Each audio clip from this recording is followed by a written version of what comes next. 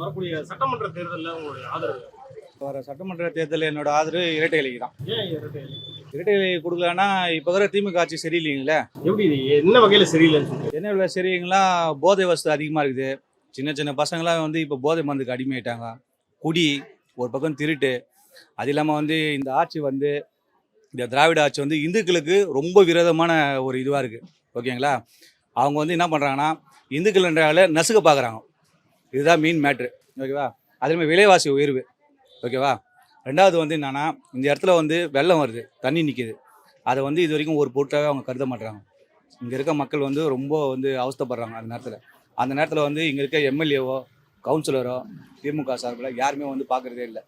ஓகேங்களா, அதனால் வந்து மக்கள் வந்து ரொம்ப விரக்தி ஆகிட்டாங்க. ஏற்கனவே இங்கே வந்து திமுக தான் இருக்குது இந்த நேரத்தில்.